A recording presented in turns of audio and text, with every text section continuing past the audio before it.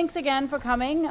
I'm Amy Crawford. I'm the Deputy Director at the National Network for Safe Communities, and it is my pleasure to bring these wonderful people together to talk a little bit today about the harmful criminal justice practices that we know are not always in the best interest of public safety, and ways that we might be able to mitigate those. The National Network has as its first principle, do no harm. And we know that you've heard probably both in our video that we launched yesterday and through conversations that panels have had over the last couple of days about the impact of our over-policing strategies and under-protecting. And when we talk about criminal justice reform, we largely think about the changing of the laws, both at the federal, state, or local level, and how those kinds of moves can take a really long time. They can take a lot of people who have to come together and negotiate and compromise. And we at the National Network very much support and endorse and do what we can to always think of how we can be supportive of those efforts. But we're also an organization that's about like what can we do right now. And we think that there is a lot of opportunity for policymakers, but largely executives in roles where they have the discretion to stop doing things that are harmful and not necessarily bringing out the most beneficial public safety measures. So we're gonna talk about that in a couple of different ways. So today we're going to start with Preeti, and New York City is a really an example and has been a case study of a lot of changes in practices. And Preeti's work as the principal investigator of the Misdemeanor Justice Project, and that's what she leads here at John Jay. She's going to show us some of the data of the story of New York, and will really set up an understanding of how, even though there weren't a lot of changes in laws, that a lot of things changed here in terms of how NYPD policed the city. And then we're going to move on and do Insha, and Insha's going to talk. She's from the Vera Institute. I'm not going to spend any time. You can read the bios in the packet here, but Insha is going to be able to talk a little bit about how one of the consequences, obviously, of an arrest and detention can come to pretrial detention and bail, and examples of the ways in which various cities, particularly New York and others, have addressed that bail. Then we're going to move on to Vinny Schiraldi. Vinny will be able to has made a career, essentially, as an executive that has been in those positions and made those kinds of decisions, and we'll be able to highlight some of that in the context of community corrections. And then I'm going to have Thomas Harvey go last and talk a little bit about the ways in which he's the executive director of Arch City Defenders, and he's going to talk about the work that they do around fines and fees in St. Louis, which is where he's been a real leader in that area. So I hope that then at the end we'll have time for some questions from the audience and some examples of other things that people may know of or opportunities for discussion around that. I mean, just yesterday at the panel on prosecution, two of those kind of examples were raised in which the DA's Gascon's deputy talked about how they put into policy, just decided that we will just dismiss any case in which the only charge is resisting arrest, for example. And also the new DA of the Bronx, Darcel Clark, she spoke about how she's going to go before the judge, before the court, and in the interests of justice, move to have outstanding summonses on whole that are over 10 years old and just have them wiped out. So I think there are these kinds of things that are happening around the country, and we want to have a conversation about where those opportunities are to address some of the harms. So I'm going to turn it over to Preeti to start. Okay. Thank you, Amy, and thank you to Amy and David for asking me to be on this panel. Excuse me. It's an honor to be on this panel with this group of people. As Amy mentioned, my presentation is going to be a little bit different. I'm really going to talk about data and the power of data and show New York City as sort of a case example on why we need data to then really understand and address harmful criminal justice practices. So I'm going to be showing you results from the Misdemeanor Justice Project. And by the way of background, this project started about four and a half years ago by Jeremy Travis, who's the president of John Jay.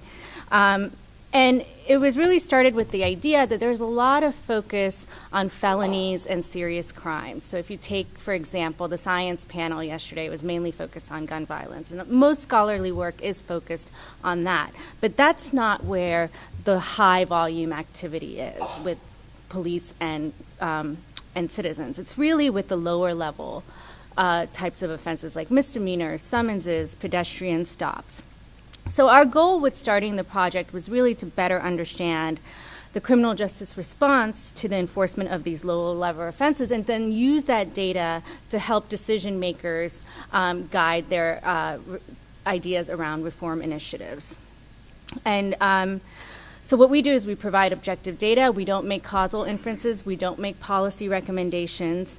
But what we, I think, have done well with the project is show that there is a lot of power behind data. And Carter Shelton, very eloquently said yesterday at the prosecution panel that data is critical for the public and law enforcement to make informed decisions and decide on issues of fairness, public safety, and harm reduction as relevant to this panel.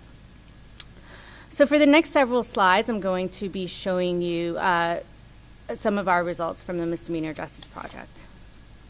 So let's start with one really well-documented story, I think, both locally and nationally, which is crime in New York City. So I apologize to my fellow panelists here, sorry about that, but most of you have seen this in some capacity. So what this slide behind me shows is the number of violent and nonviolent reported crimes from 1980 to 2014. And we see these massive decreases. So the violent crimes include murder, rape, robbery, and assault. The nonviolent, which is the orange line, include burglary, grand larceny, and motor vehicle theft. And number of violent crimes went down by about 71% and nonviolent by 85% over this pretty long time period. Now, we also think it's important to look at this as a rate because the New York City population actually increased by about 1 million during this time frame as well. And when you account for those population shifts, what we note is that violent crimes actually went down by 77% and nonviolent by 87%. So dramatic declines, pretty consistent. And I think this is a well-documented story both locally and nationally. What hasn't been well documented is other types of enforcement actions. And the next set of slides I'm going to show you are from one of the reports that we released called Trends in Enforcement Rates in New York City. And this was really inspired by a Daily News article in March 2015 where Police Commissioner Bratton said, quote, "I'm not interested in quantity. I'm interested in quality." So the idea, are you concerned the stop and frisk numbers are down? Why should I be? Crime is down. And then he goes on to coin this term called the peace dividend. And the peace dividend is the idea that the black population of the city, this is again a quote, "The black population of the city has been the most dramatic beneficiary of reduced crime and violence. It's also the least satisfied community in the city with the PD. Why?" said Bratton, again, quote, "because of all the unnecessary enforcement activity." So we're going in a different direction. So I'm going to show you sort of that different direction. And as an independent academic institution, we wanted to sort of assess Commissioner Bratton's peace dividend notion. And so here what I'll be showing you is, first, this is massive enforcement actions. The green line is felony arrests. I'm just going to take this is numbers, I'm just going to take this to rates, but the green line is felony arrests. We can go all the way back to 1980 on this, and what we see is felony arrests were higher than misdemeanor arrests back then. But very quickly around 1983, felony arrests and misdemeanor arrests sort of went back and forth, and starting in about 1993, misdemeanor arrests surpassed felony arrests, and the gap sort of got larger and larger. In 2010, there was a peak in misdemeanor arrest activity, and this stops in 2014, but if you look at 2015 and 2016 numbers, we're still seeing consistent declines. So misdemeanors, higher volume than felony arrests. But then we look at the red line, which is criminal summonses. So in New York, criminal summonses are often given for activities like open containers, public urination, disorderly conduct. Well, we see very high volume activity. If we look at raw numbers, more than 500,000 from 2003 to 2015. Now, again, going back to my initial point, we don't have data before 2003, so we can't see how this went. Before that, very high volume. And then dramatic declines, very dramatic, and if we look at 2015 and 2016, they're consistent declines. And that crazy roller coaster looking line over there is pedestrian stops. So starting in 2003, peaks to 2011, and then plummets to 2014. 2015 numbers are also lower. And if we look at the raw numbers, at its peak, stops were about 700,000 per year. So this is pretty dramatic, and this story I don't think has been as well documented as the crime decline story, which people talk about a lot. What this also doesn't capture, because we don't have the data on it, is other high volume activities like moving violations, parking violations, and traffic stops. So there's a bunch of enforcement activity that we're not capturing in here because the data is not available, but we are able to capture this. And the one thing we know is that these changes have not been adequately or evenly distributed, I would say, across different demographic groups, and we were very interested in documenting that. So what this shows, and I'll just walk you through it, is enforcement rates for men, who always have higher contacts than women, by race and ethnicity for New York City, and I'll show you different sort of age groups. Here, this combines felony arrests, misdemeanor arrests, and pedestrian stops. Now, what we don't combine here is that red line, because we don't have reliable race data for criminal summonses. So we're not capturing a pretty high volume activity in these trends, but we worked with what we had with regard to the data. The black dotted line you see all the way on the bottom is the New York City enforcement rate. So it's for everybody. And then the other lines are for 16 to 17-year-olds of different race and ethnicities. Purple is 16 to 17-year-old black men. Hispanic is the green line in the middle. And then the light blue is 16 to 17-year-old white men. So we see these massive shifts and increases from 2003 to 2011, and then massive decreases. And if you look to the right, we see the same with the 18 to 20-year-olds. Another thing to note is that while these declines have been there, the race disparities have sort of remained consistent. The race disparities are consistent? Actually, so they increase in some cases. They definitely increase from 2003 to 2011. And for 16 to 17-year-olds, the race disparities actually increase a little bit more from the 2011 peak. And for 18 to 20-year-olds, they're pretty consistent. Yeah, it's because the whites also experience a decline. You just can't see it. We double-checked those numbers like 8 times. Because it looks like they're getting closer to... They are, but it's the race disparities actually, yeah. So these two age groups actually experience the most dramatic shifts. And I forgot to mention 16 is the age of responsibility in New York, so that's why we have the 16 to 17-year-olds here. And as the age groups get older, these declines, increases and decreases are not quite as dramatic, but still present. So 21 to 24-year-olds, 25 to 34-year-olds, and then finally 35 and older.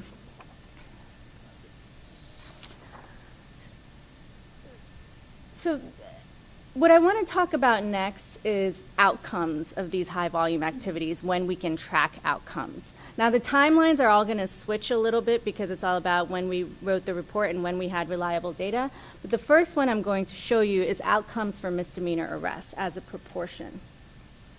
Now the two most critical lines that stand out are the blue line and the orange line.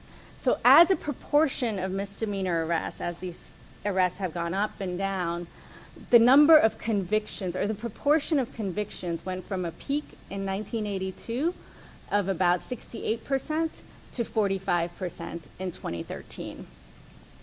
And the orange line is the proportion of dismissals. And what we see is that the proportion of dismissals are going up as the proportion of convictions are going down.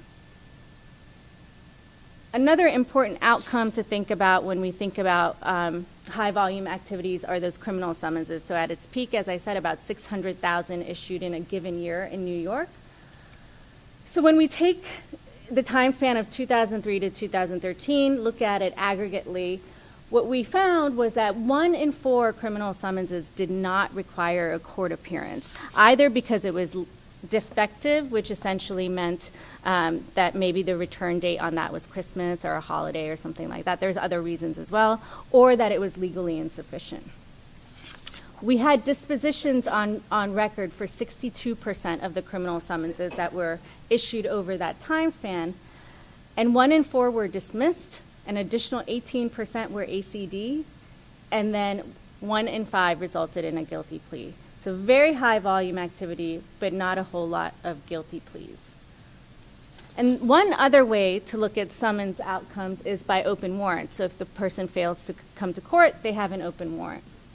And what we see here is that 36%, so a little more than a third of all summonses issued over this time span resulted in an open warrant.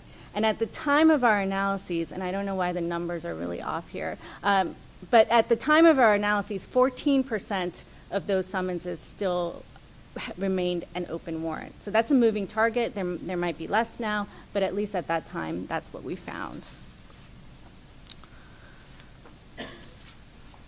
So I think the impact and implications, and my sort of take-home point, because I'm a big data nerd, is that this high volume activity really merits empirical attention. It's really important for local jurisdictions to track this information, not just serious offenses, not felonies, but this higher volume activity. And frankly, we need more data on things such as moving violation summonses and parking violation summonses.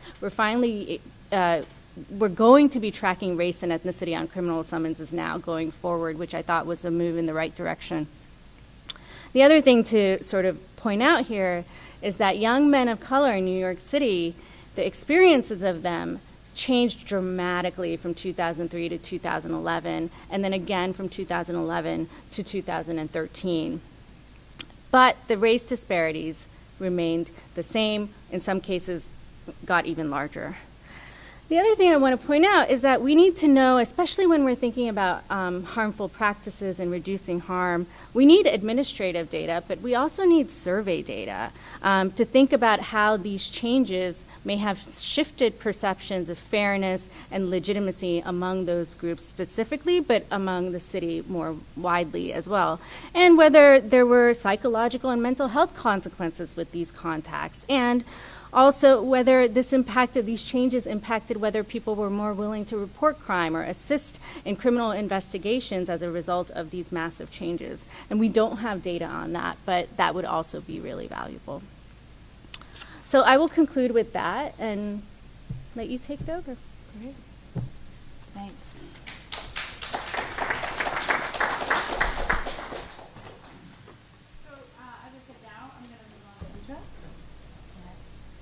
Ms. Hassan?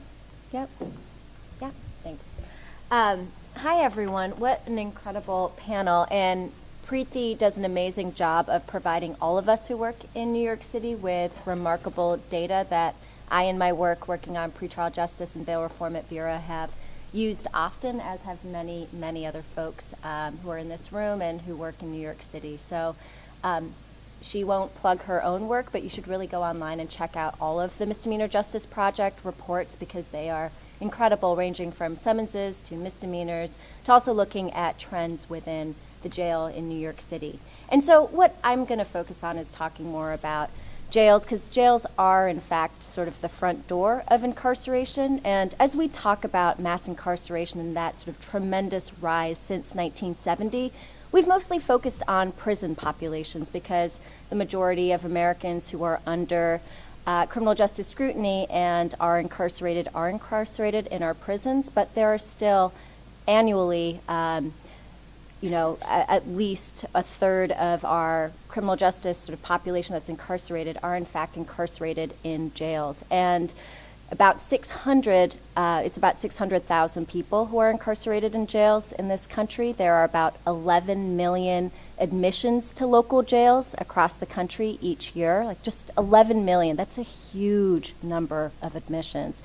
And on any given day, there's about 450,000 Americans who are sitting in jail pre-trial. And so why are they there? They're there because, for the most part, they cannot afford the bail that's set on their case. And so one of the stories that I think doesn't get told enough is in that rise of mass incarceration over the last 5 decades that we are right now in this remarkable moment of criminal justice reform trying to undo, the rise of the use of bail has really sort of mirrored that upward trend as well.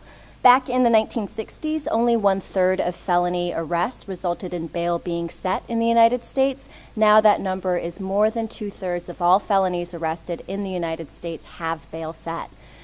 And what we know from the most recent statistics is the average amount of bail, this is across misdemeanors and felony cases, is about $24,000. $24,000. That's a lot of money to put up, especially when there's been a recent report showing that the average American doesn't have more than $400 available for an emergency. So that really goes to show the extent of how much money and wealth is a driver of somebody's pretrial liberty or detention.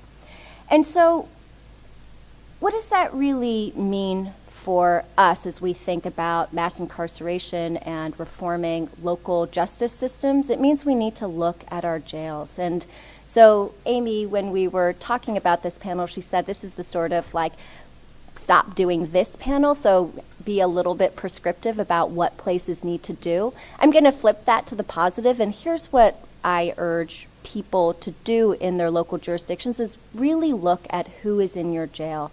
How many admissions, how many people are there on any given day, what kinds of charges, the amounts of bail, and the lengths of stay, because all of those things will really give you a clear picture of your use of bail and pretrial detention.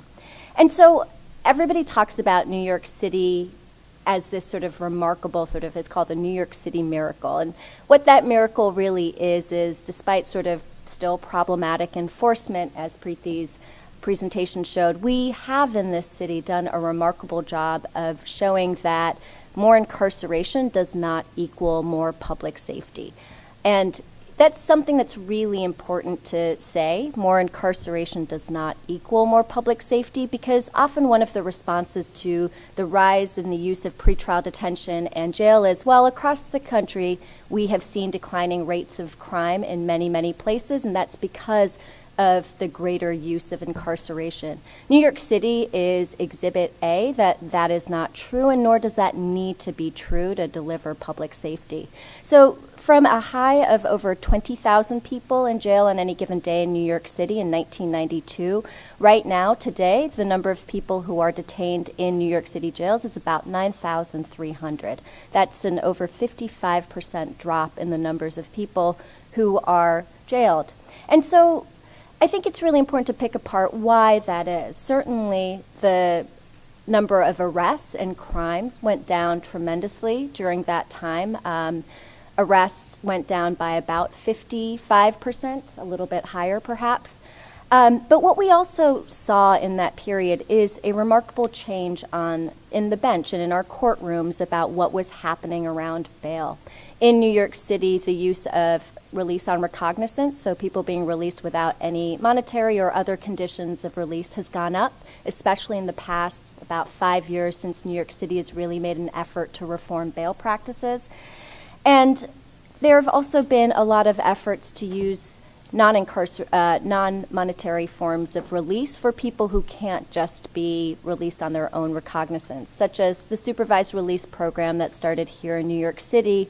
It's an example of placing some conditions to monitor people who are charged with nonviolent felonies and some misdemeanor offenses, and it has dramatically impacted, especially for the nonviolent felony population who is going to jail in our city. Additionally, New York is unique in that it is one of 4 states that only allows judges to consider risk of failure to appear when bail is set. The federal system and 46 other states allow judges to consider both risk to public safety as well as risk of failure to appear. And so there's a sort of normative question, I think, about what is the purpose of bail. Historically, the purpose of bail, if you sort of go 200 years back and look at the history, was to allow somebody to pay money, essentially considering that having money as a stake in your case would sort of get you back to court. So money bail was really tied to failure to appear in court appearance rates. In the 1980s, very closely tied to the rise of our use of jail and prison and also increasing crime rates, there were a number of court decisions that allowed judges to actually consider risk to public safety as well as a factor of when to set bail. And so in New York City, and in New York State, it's this very sort of live question right now about what is the true purpose of bail. And I think it's important to consider, because one of the things that New York City has also demonstrated is that if the purpose of setting bail is to get people to come back to court, and if they are in fact a high risk of failure to appear, that hasn't borne out in New York City. The average return to court rate for people charged with misdemeanors is 86%, and for felonies it actually goes up. It's 89%. And I think one of the things that tells you is that people actually do follow court orders. They consider that these are important obligations and they meet them. So in New York City, we're also at this remarkable moment, as some of you know, where there's been a mandate, and it's our city policy to close Rikers Island. And a Blue Ribbon Commission led by the former Chief Judge of New York State, Judge Lippman, issued a report 2 months ago which called for the closure of Rikers Island and also laid out a pathway to reduce the number of people in jail even further, to have it to about 5,000 people on any given day. And so the strategies mostly focused around expanding pretrial release, encouraging judges to use release on recognizance more, providing more pretrial services capacity, as well as using different forms of bail that are available under the New York statute, such as an unsecured bond, where it's essentially a promise to appear, and the person is only liable for that full amount of bail if they don't show up. And so I sort of talk about New York City not because New York City is the only place doing really great things on bail reform. There's actually this movement across the country. In many different places, you've seen really great strides taken to reform bail practices. In Texas, in Houston, there was a really incredible lawsuit in federal court, and a federal court judge essentially said that Harris County, Houston's system of setting bail on misdemeanor cases was unconstitutional, and it sort of has remarkable implications for across the country, where the vast majority of arrests and the vast majority of times that bail is used is in fact on misdemeanor cases.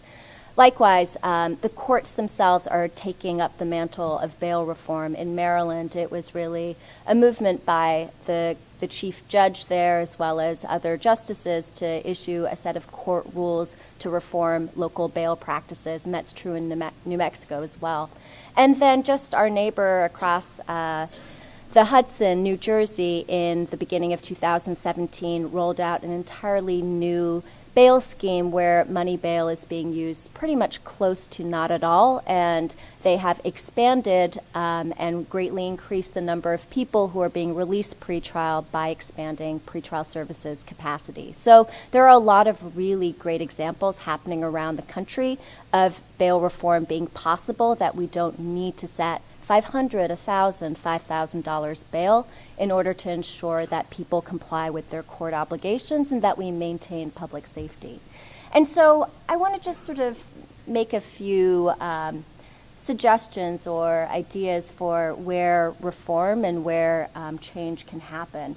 So one thing that troubles me tremendously, and I see Zeke here from the ACLU and other organizations have done a great job of bringing this to light, but at at many, many bail hearings across the country, there is no counsel. So people are having bail set without being able to provide any information to the judge about their circumstances, without being able to actually have a full hearing about either that person's risk of failure to appear or risk to public safety. And so one thing that a number of places, such as in Maryland, there's now legislation that requires counsel to be present at bail hearings or first appearances to make sure that loss of liberty is actually strenuously litigated as it should be, and there's a full hearing before somebody is deprived of his or her liberty. Additionally, prosecutors have played a remarkable role in reforming bail practices recently. Just earlier this week or last week in the news, Kim Foxx, who is the state's attorney in Chicago, said that she's really reforming her office's practices of asking for bail on misdemeanor cases, recognizing that there are so many people detained in the Cook County Jail on low-level charges who are staying for 15, 20, 30 days on low bail.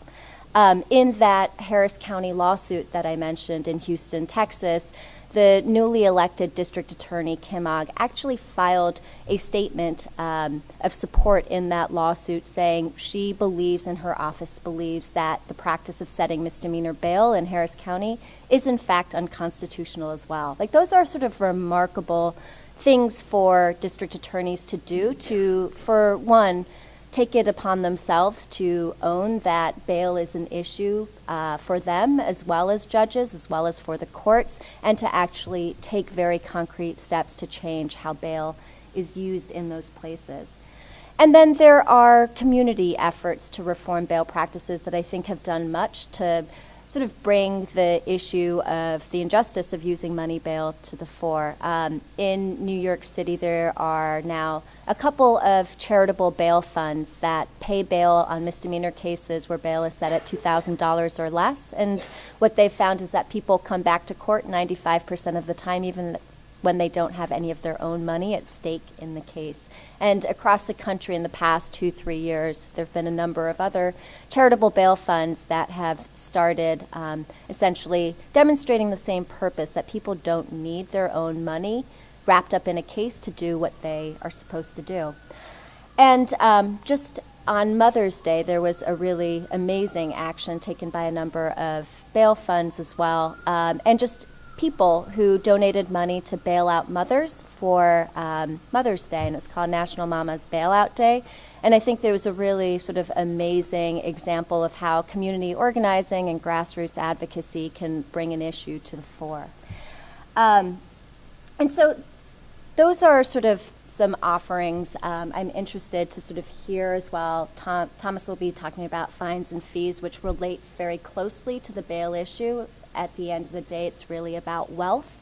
But I hope that those are helpful sort of offerings of some opportunities for reform and why the need for reform is just so great.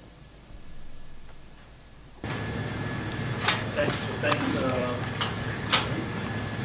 How about now? Thanks for putting me on the panel. Thanks for sticking it out till the end of a Friday. Colleagues here to be on a panel with. The kind of thesis of what I want to talk about today is that along the lines of your sort of stop doing that forum for us, is that advocates, researchers, philanthropists, often conference organizers, don't pay enough attention to the level of authority that folks that run departments have, mostly unelected folks that run departments. We're flying under the radar of a lot of advocacy groups, not nearly enough research into what we have at our disposals. And I'm going to focus specifically on mass incarceration. I'm not going to talk about conditions. Generally, when people focus on juvenile correctional administrators or adult correctional administrators from an advocacy standpoint, it's more around conditions than it is around their power to reduce incarceration. And I think I think it's a mistake. I think there's a lot of power that we have that folks have left. Ballot initiatives like the Noor talked about and law changes like the Rockefeller drug law campaign are very sexy, and they deserve a lot of attention because you can get pretty far by those. But by the time the Rockefeller drug law is passed in New York, It had no impact on the incarceration rates for drug offenses from New York City. If you look at the curve, nothing happened in terms of incarceration for drug offenses in New York City that year, because a bunch of us people who are unelected and who people don't even know their names, well, I shouldn't say unelected, district attorneys had a fairly sizable role in that, but a bunch of folks who people weren't focusing as much attention on had already basically worked around the Rockefeller drug laws. So I'm going to talk about this in, and ultimately the results of this is that a lot of bed days or deprivation of individual people's liberty are left on the table. So I'm going to talk about, give a few examples from adult and juvenile justice from my own experience, and then throw out a few recommendations. Juvenile correctional administrators and people who run probation departments on the juvenile side of the aisle have extraordinary powers that many people don't really kind of realize and wrap their heads around. So when I ran the juvenile justice system for Washington, D.C., I was the parole board, all by myself. That was it. We could release kids anytime we wanted, and literally judges would sentence kids to us, and we would send them home that same day. Others we sent home in 6 months. They were indeterminately given to us till their 21st birthday at the ages of 16, but most of them stayed, if they stayed, the longest they stayed was 6-7 months. They never stayed till 21, and that was purely discretionary on my part, to the degree that I created any kind of regs and guidance around that, which I did with the help of like the National Council on Crime and Delinquency. We did a structured decision-making model. Again, that was, again, purely discretionary on my part. Kid laws, I mean, the juvenile system is still sort of, it's still at its base focused on rehabilitation. It's not a system, even though it delivers quite a bit of punishment, it's not really one of its goals. It's just kind of a side benefit, you know. So, but by and large, it's a kiddie system devoted towards turning kids' lives around. As such, we are able to divert kids, we're able to not detain them, and as I said earlier, we're able to release them. So, I talked about the District of Columbia, but on the front end, basically the juvenile system's abolished bail. It already has abolished bail. And as probation commissioner here, we staff the juvenile detention facilities 24 hours a day, well, not 24 hours a day, after court was over. So if a kid got arrested while court was open, the judges brought them there, not just, cops brought them to the judges, but after 3 o'clock, they brought them to the detention facility, and my staff were at the detention facility because we had two powers as probation in New York City. One power was we scored them on a risk assessment instrument, and they scored low, we sent them home. Right? Just don't detain them. There was no bail. Nobody called a kid's mother to see if she could bail him out. Sometimes we actually just put them on a bus. ACS just rented a bus and they just drove them home. But the other power we had, which is even almost more incredible, is we had the power to divert them. As long as the victim was okay with it, and in some cases, like turnstile jumping or drug offenses, there was no victim, we could just say, not only are you not going to be detained, your case isn't even going to be processed by the justice system. It's going away in the interests of justice, because the juvenile system recognizes that system touches have negative impacts on kids. So we increased diversion by 27%, and 89% of the kids, and when you get diverted, you get this 120 days of sort of light touch supervision. 89% of the kids made it through that 120 days. And if they didn't make it through, all they did was get processed as if we never diverted them. The law department, which prosecutes juveniles, not the district attorneys, didn't even get to know about the diversion. They weren't even allowed to know what happened. It was really sealed in a pretty impressive way. And then, of course, we make recommendations, probation makes recommendations as to what should or shouldn't happen with the kid at sentencing, which is called adjudication in the juvenile justice system. And those are much more important than recommendations we make in the adult system. In the adult system, basically, unless you go to trial, the deal's already done, right? Your attorney and the prosecutor have said, okay, he's pleading to this, and he's getting 6 months. But that's never done on the juvenile side, right? They'll only plead to an offense, and the offense almost doesn't matter because it's a rehabilitative system, which is kind of a scary part, right? Because the judge is taking a whole bunch of other stuff into consideration, like what's your home life like, blah, blah, blah. And so we would make recommendations as to whether the kid would be placed, again, a euphemism for incarcerated on the juvenile side, and 80% of the times the judges would go with our recommendations. So that's an enormous amount of sort of sub rosa power that during my 4 years as probation commissioner, almost nobody ever discussed with me. Almost nobody ever came to me and said, God damn it, Vinny, you're recommending too many kids get placed. Or you're not diverting enough kids. Like, there was a ton of advocacy, and this was not at a time when there was no advocacy. There was a ton of advocacy around juvenile justice in New York City then, and everybody just left me alone. Now, maybe that's because they liked me, and maybe that's because they liked Marty before me, Marty Horn, but I think it's something to be concerned about from a standpoint of advocacy, of philanthropy, of research. So now I'll jump over to the adult side.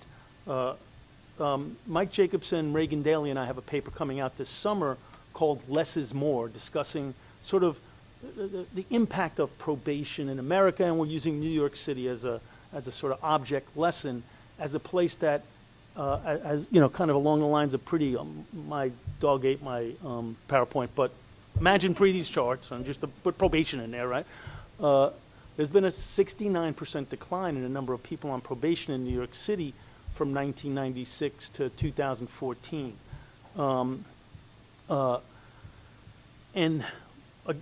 Again, that's purely discretionary. Nobody passed a law that said you should decrease the number of people on probation. In fact, to the degree they passed a law at all, it was abolishing mandatory sentences, which one might think would increase the number of people on probation. Didn't, but one might think it would. And so what kind of powers did I have as probation commissioner? Not as profound, by the way, as on the juvenile side. And the juvenile side actually had powers that I didn't even have to ask a judge or prosecutor or anybody about. This, it's more recommendation powers, but by doing that, you open up possibilities. So you're allowed to be discharged early from probation in New York. And we increased that sixfold during my time as probation commissioner. We can recommend you get violated on probation and locked back up. We decreased that 45%. Tons of people had warrants. Tons of people. When I did my first testimony on my budget, I started in like February, so the budget hearings were right away.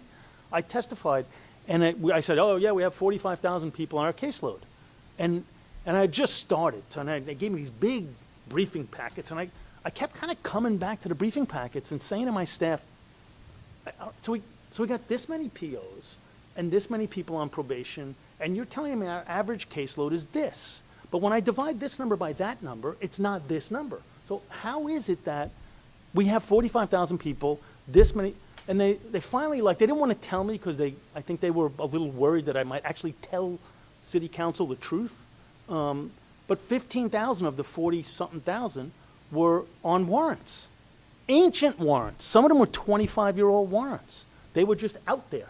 They were on probation. They stopped coming to probation. We went back to the judge and said, put this guy in a warrant. You know, he failed to appear. Okay, we'll issue a warrant. And they were just out there on warrants. 25,000 people, or 15,000 people. And so, you know, eventually when I got around to it, I said to the judge, I talked to this one judge from Brooklyn, I said, if one of these guys just showed up in court, what would you do? And they said, oh, we'd throw the warrant away. I said, yeah, would you send him to jail? Would you put him back on probation?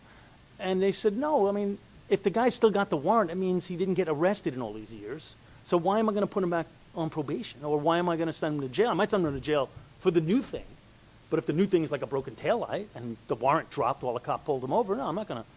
So I said, well, if you would do that, why don't you just do that? And so then we negotiated it, and, you know, we made it like, okay, they had to be out a certain number of years. They couldn't have couldn't murder a busload of nuns. Okay, they're not really on probation for that anyway. So whatever it was, then, and then we just started going back, and thousands of people, we just quashed their warrants, and we sent letters to their houses. I mean, we didn't do anything more than that.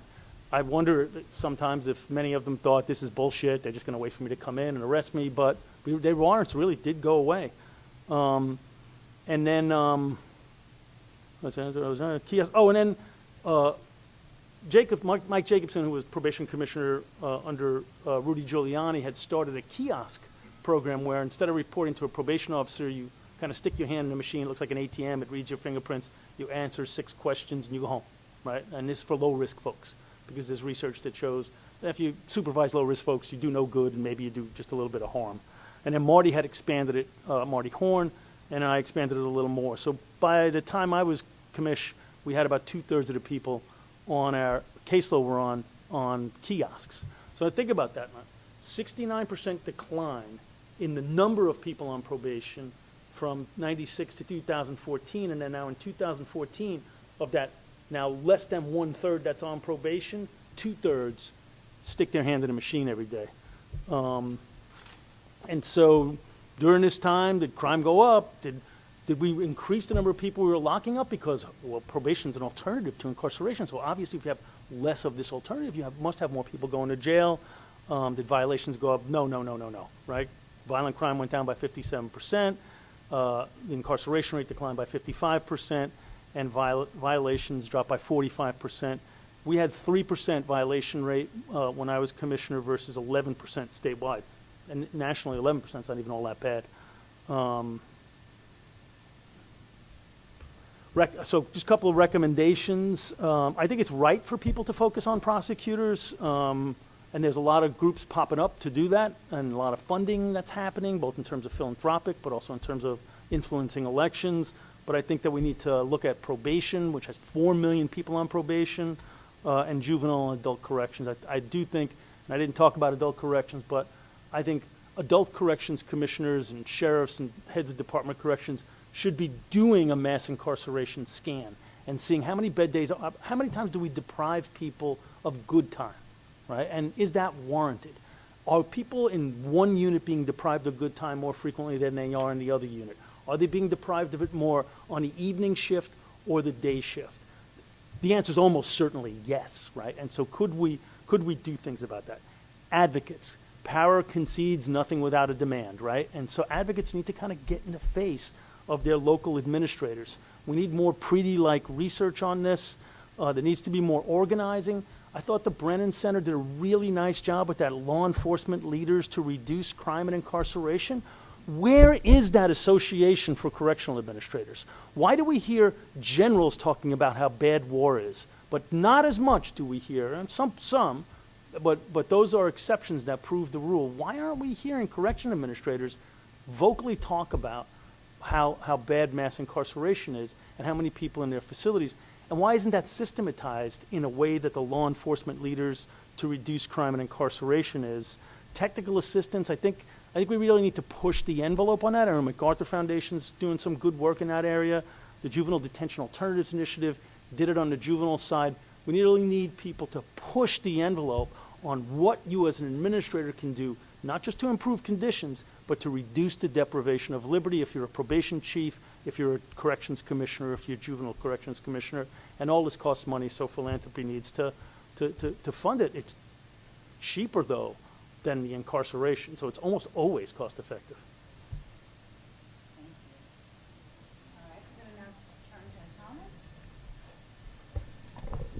Thomas. Okay, thanks for sticking around. And so I'm going to be fairly brief in the interest of time, but I did want to just say as a framing issue, a lot of what I think about the criminal legal system is different, I think, than some of the other folks who work in this area, because I'm a practitioner first and foremost and work with mostly homeless folks whose only experience with the criminal legal system is policing their lifestyle, policing their poverty, and policing their race.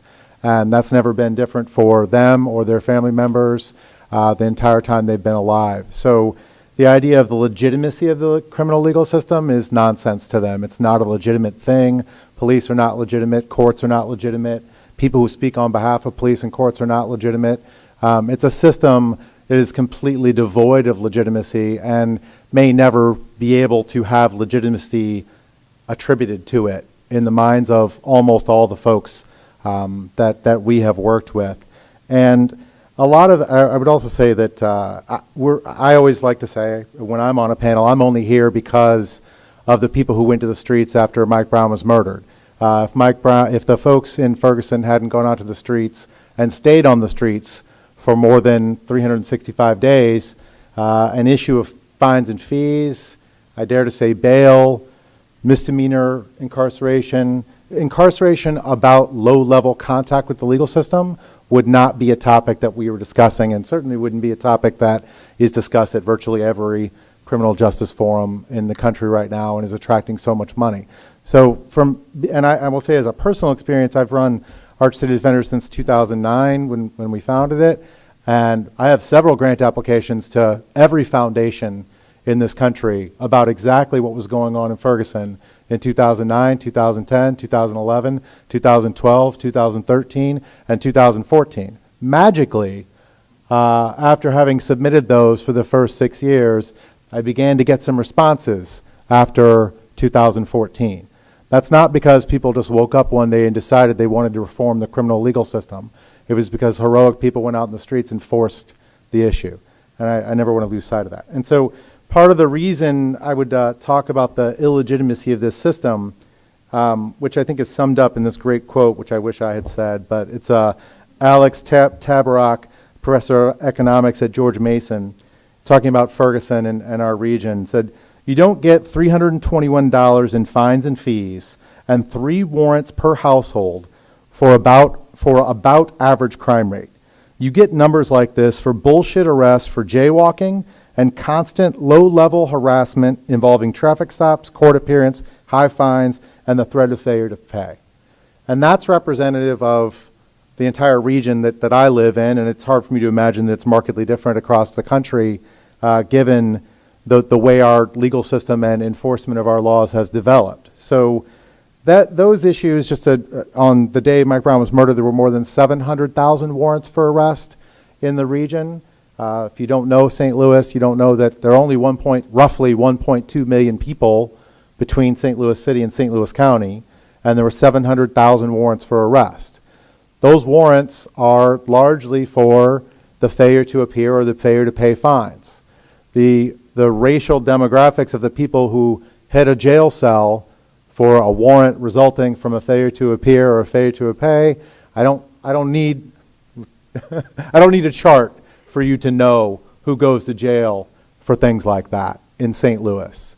In Ferguson, there were 32,975 warrants for 21,135 people in that region. This was also about money, in addition to being about race. It's this sweet spot for the criminal legal system where you can not only oppress a minority population, but also profit from it.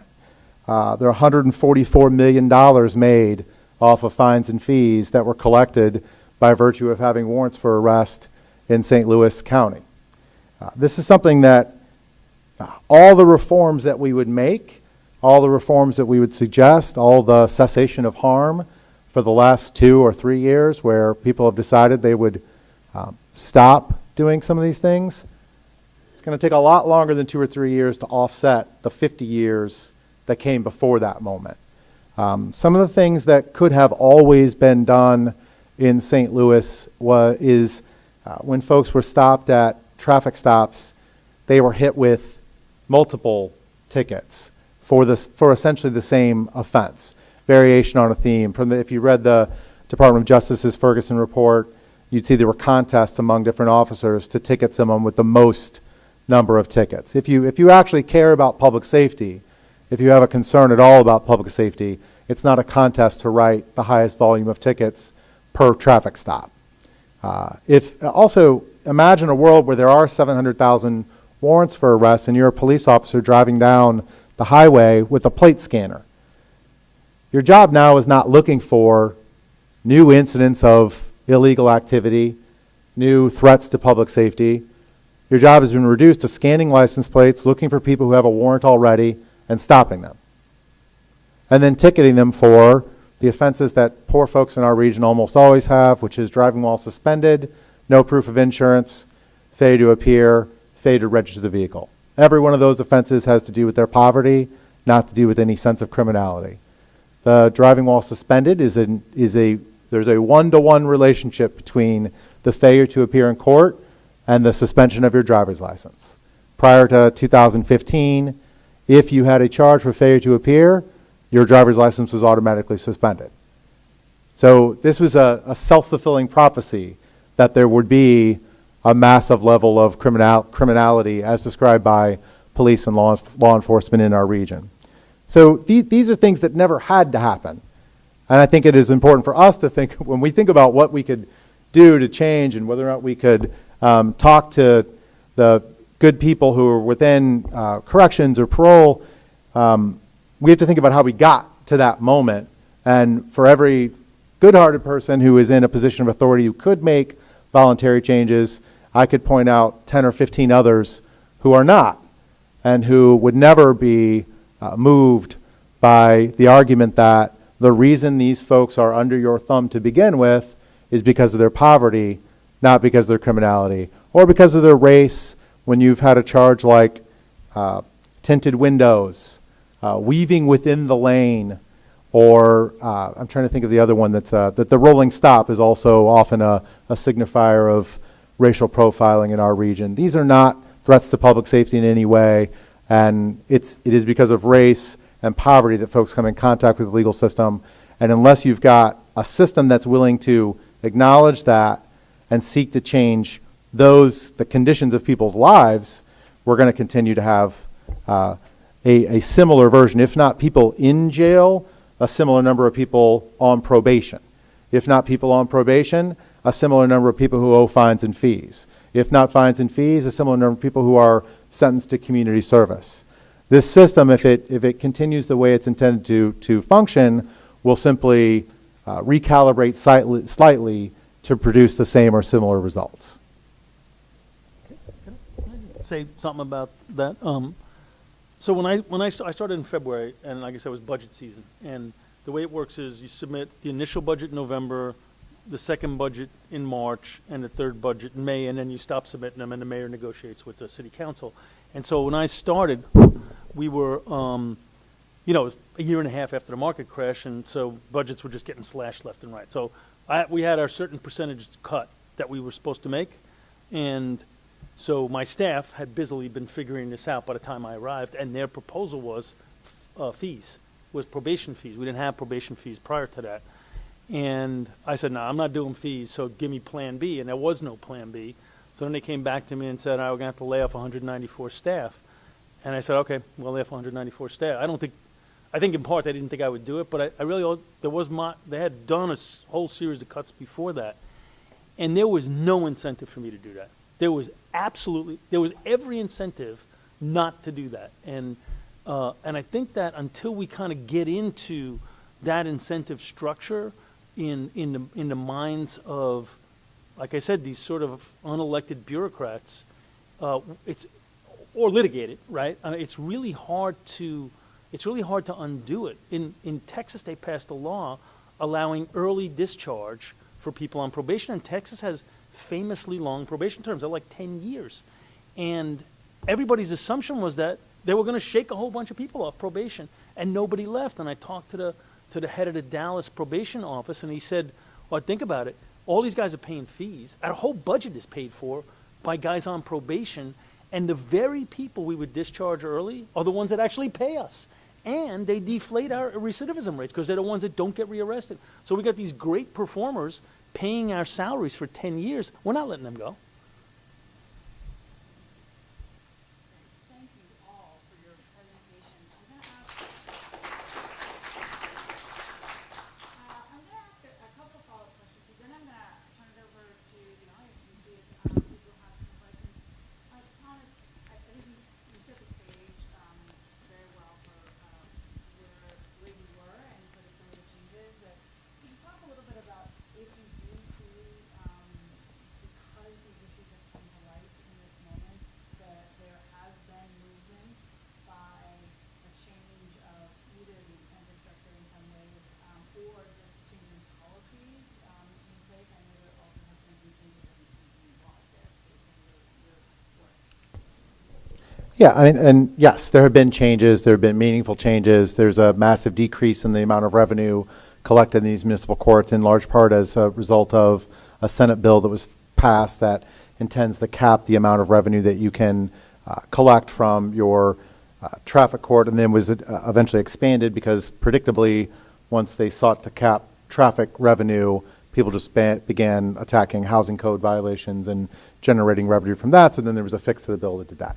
I think there are some policy fixes. There are courts that the city of St. Louis has long had what's called a special assistance docket, where they referred people who were charged with low-level offenses, and got social workers and mental health professionals and lawyers. Like our office goes there to represent folks. There are models like that that are being reproduced to try to recognize that most of this is not about real criminal activity. That's something that was completely voluntary. To be fair, the city of St. Louis was doing this long before this ever happened. That's something the city and the county in St. Louis are quite different in this, one very important sense. The city of St. Louis recognizes that there are poor people who live there and that they didn't wake up and choose to be poor. And St. Louis County doesn't seem to appreciate that difference. So their policies are very often quite different. So it's something that some of those practices have been adopted voluntarily by the St. Louis County. What my concern always is that we're too early yet to know if those practices have been genuinely institutionalized or if it is the product of one individual person. Because one individual person doesn't stay in the role long enough to make real change, which is, obviously I'm a lawyer and we've had some success in our litigation. I like the idea of being able to go to the federal court and saying they violated this and here's exactly why, right? That's a really powerful thing. If you just have a voluntary change, they can go back on that the next time. And I think, and I don't want to be too sort of dark here, but imagine we have a terrorist attack in this country. A lot of the policies, a lot of the space within which we've been able to make some of these changes has been as a result of an attenuation from a moment where we were terrified enough to voluntarily give up a large percentage of our civil liberties. Bail reform will not continue if something like that happens in this country, and policing will go back a very different way. So I think it's important for us to get these things out of voluntary reforms, as important as they are and as massive a difference as they could make. Some cities, you asked me to come up with one of these, some cities just didn't charge the FTA charge that led to the automatic suspension of their driver's license. They could have, and they just didn't do it. And that was before that got eliminated by state statute. And those folks didn't have this huge number of warrants in their town, and their community wasn't terrorized by the police and the courts, and that didn't happen there. Other places did that for a variety of reasons. There are many voluntary ways that police and courts could simply make changes without being forced through litigation or a law change that would make a meaningful difference in people's lives. But I do think it's important to have this stuff codified.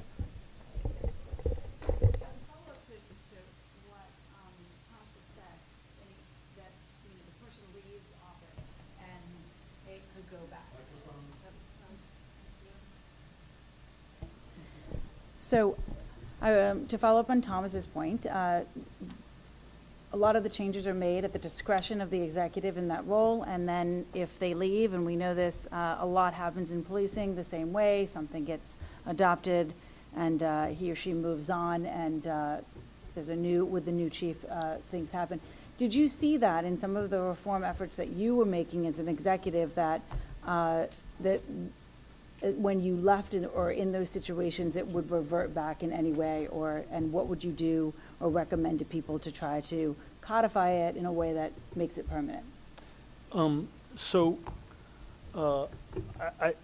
didn't see it much because my deputy took over the department after I left, and that didn't just happen. I worked very hard to make that happen, and my deputy took over in D.C. when I left, so that's, it's an important thing. I knew I was going to flame out after a while, so I always wanted to have somebody else that could do it after I left, and I was able to get both mayors to do that. So that was pretty cool.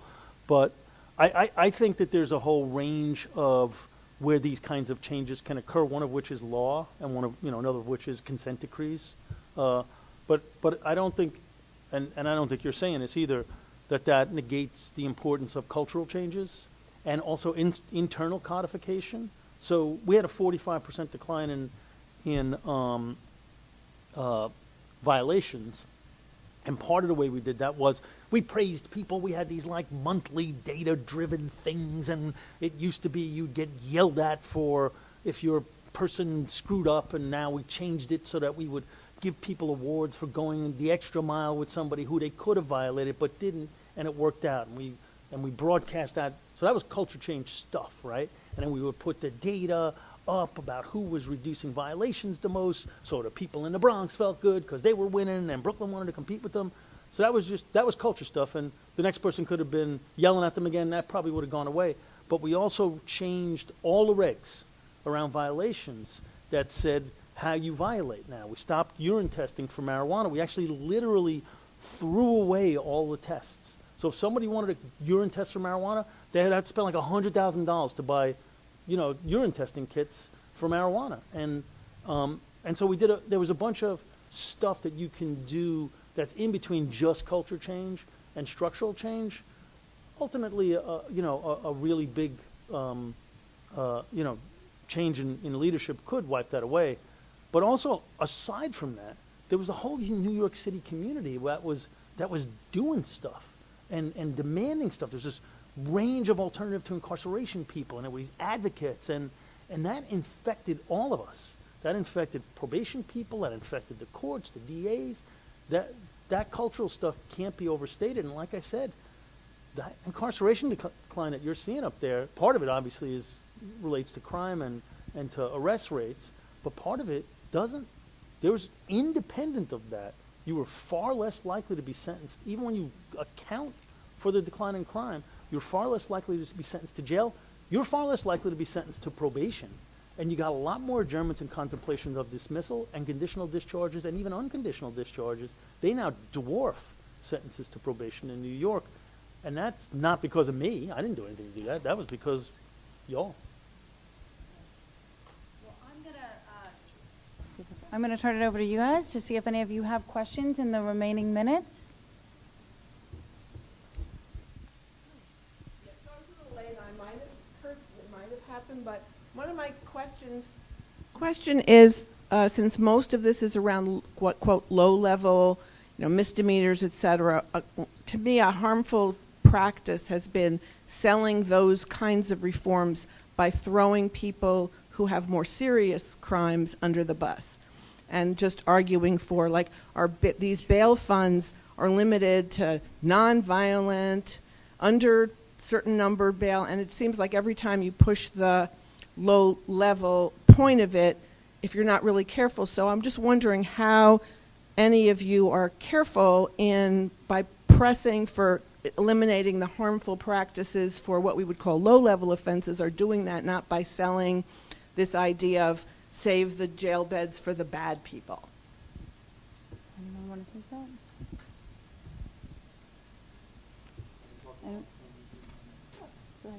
that? It's such a good point, Liz, because where I think New York City is right now is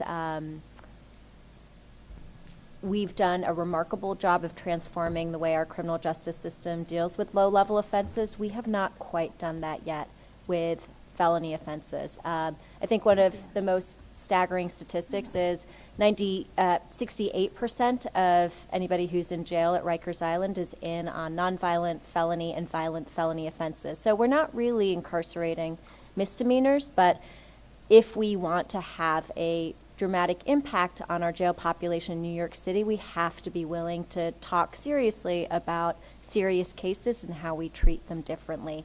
And I do think that's the sort of threshold that maybe we're ready to cross, but the rest of the country really isn't quite there, I would say. There are some bail funds that are doing things differently. So in Chicago, the bail fund isn't restricted by statute, which the New York bail funds are. So what they do is they have individual cases, and they basically do a crowdsourcing fundraiser for each case, including felony cases, including serious cases. And what they've found is for those cases that they've bailed out, the same thing is what's been happening with misdemeanor cases that the bail funds take, that people come back to court and their outcomes for their cases are vastly better than they would have been if those people were detained. So I think we're starting to get the proof points of we can, in fact, handle serious offenses and serious crimes differently. But I think we are far away as a country from having enough of a proof point to really make a radical change just yet. Sure. Thomas? I agree completely with what you said, and I would say that from our point of view, a lot of our work was with people who were their only contact with the legal system was as a result of these low-level issues. We do have folks who face penalty or felony prosecution, and we, generally speaking, their contact with the legal system is as a result of poverty and race as well, or mental health or substance abuse problems. I mean, these things are all in combination. And we have a bail fund, and we bail people out on felonies and misdemeanors. There's no difference. In terms of our public advocacy, it's focused on this because there were just such a massive number of people in jail in the region. But it is certainly the case that if the low-level issues were addressed, we could then turn our resources towards the folks who are in jail, in prison or in jail on felonies pre-trial. I think we have time for one more question. Thanks. This is directed to whoever would like to field it. The Blue Ribbon Commission report that came out a couple of months ago that was mentioned earlier seems to leave it to community service providers to come up with risk assessment tools for people who are sent to them either as an alternative to incarcerative punishment or pretrial. Could anyone speak on the standards that are going to govern the development of these risk assessment tools? I don't think anybody could, because that's just a recommendation by a commission.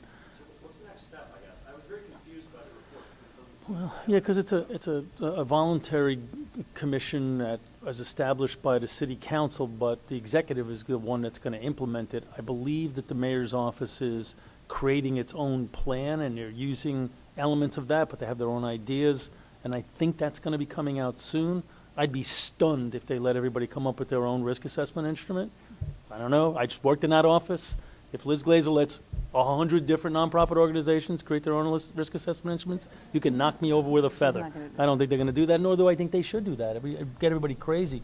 And what the standards will be is that, I know that Liz is a real data-driven person, and but yet she understands that there's implications for these risk assessment instruments that can be sort of racially disparate based on policing in high impact communities, and so you can accumulate arrests in one neighborhood that you wouldn't accumulate in another neighborhood, even if you behave the same way. So I think they'll grapple with that, and I think they'll come up with a highly imperfect solution, like all of these solutions are. I'm going to ask you guys to thank the panelists for their time and their experience. Thank you guys, and thank you for coming.